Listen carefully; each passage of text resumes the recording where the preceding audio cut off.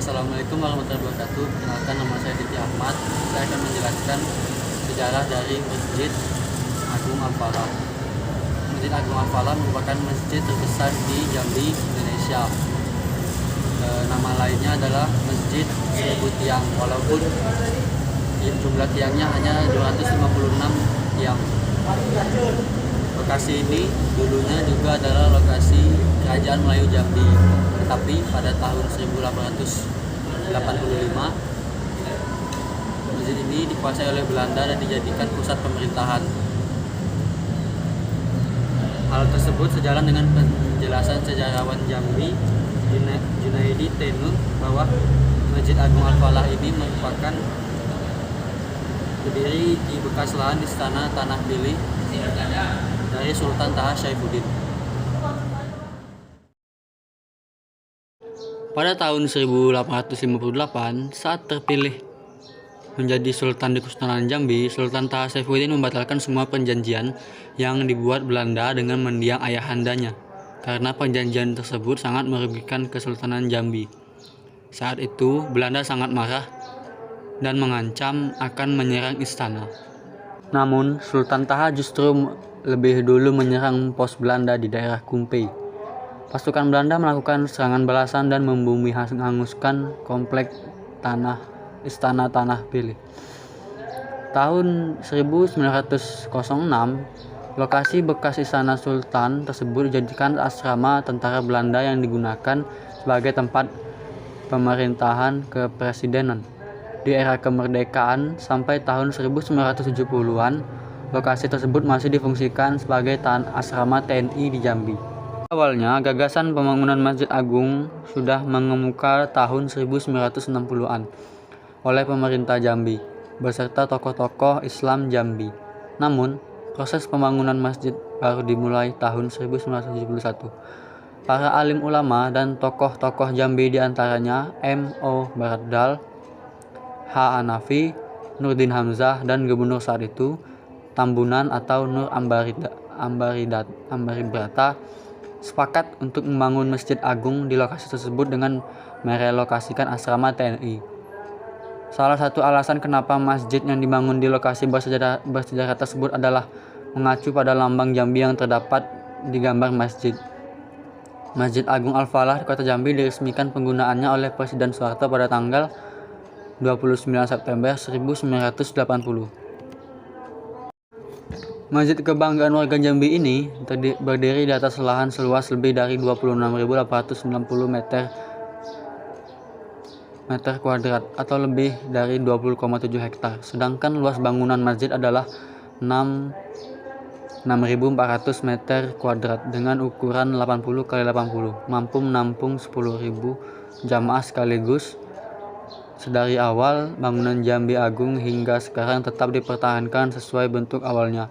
Kalaupun ada renovasi, hanya penambahan ukiran pada mihrab imam, tanpa merubah bentuk awal masjid dan mengganti pembungkus tiang di tahun 2008. Masjid Agung Al-Falah Kota Jambi dibangun lengkap dengan kubah besar dan menara yang menjulang. Keseluruhan bangunan masjid menggunakan material beton bertulang. Bila dipandang sepintas, lalu jajaran tiang-tiang masjid berwarna putih yang ramping di masjid ini memiliki kemiripan dengan tiang-tiang Masjid Agung di kota Roma,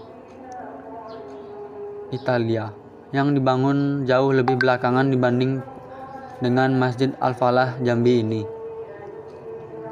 Ide perencanaan program pembangunan Masjid Provinsi Jambi ini telah dimulai pada tahun 1960-an oleh pemerintah dan dari beberapa pemikiran tokoh-tokoh agama, tokoh adat, tokoh masyarakat Jambi yang bertujuan untuk meningkatkan syiar Islam.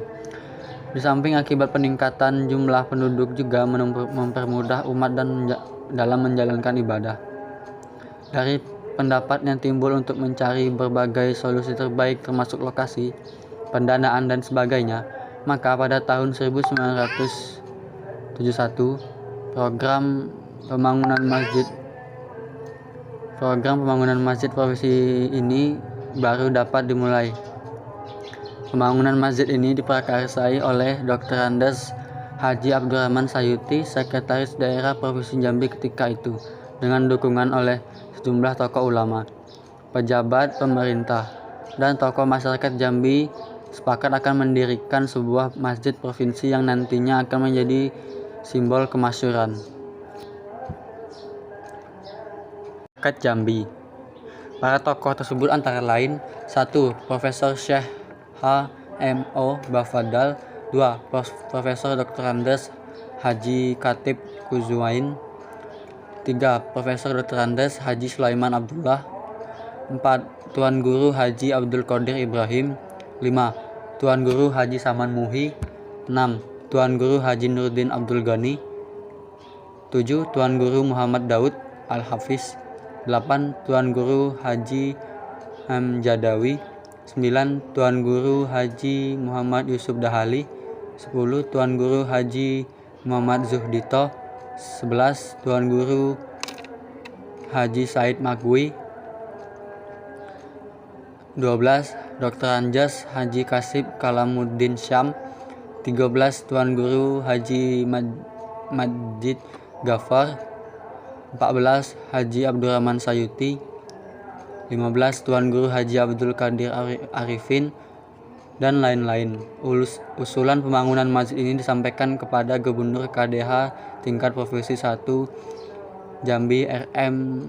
Noel Ambaritas, sekaligus dimohon kepada beliau dapat meminta kembali tanah yang bersejarah, yaitu tanah pilih Kesultanan Jambi pada tahun 1885. Dikuasai oleh Belanda agar dijadikan lokasi pembangunan masjid provinsi. Tanah tersebut pernah dijadikan pusat pemerintahan Belanda, benteng Belanda. Setelah kemerdekaan Republik Indonesia dari penjajahan Belanda, lokasi benteng tersebut dikuasai oleh pihak Korem 04 Strip Gapu. Selanjutnya, Gubernur melalui Sekretaris Daerah menghubungi Panglima Kodam 11 2 Surijaya di Palembang untuk meminta kembali tanah tersebut sebagai lokasi pembangunan masjid. Usaha ini membuahkan hasil dengan disepakati dan dikembalikan tanah tersebut kepada pemerintah daerah Provinsi Jambi yang dahulunya juga memiliki pemerintah Kerajaan Melayu Jambi.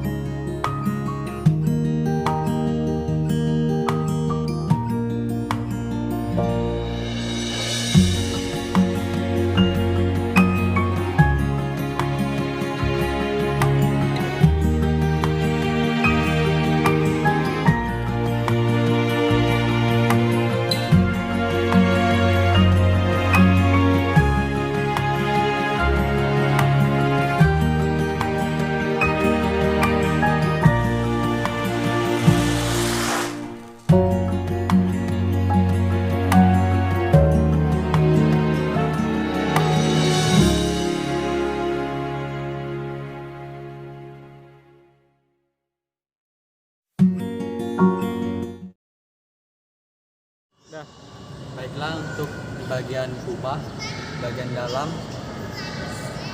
Bagian kubah dihias dengan ornamen garis-garis simetris mirip dengan garis-garis lintang bujur garis bola bumi. Ring besar di bawah kubah dihias dengan tulisan kaligrafi Al-Quran berwarna emas. Sebuah lampu gantung berukuran sangat besar berbahan tembaga memperindah tampilan dalam masjid atau di bawah kubah. Baiklah, terima kasih. Lebih dan kurang saya mohon maaf. Saya kira wabillahi taufiq.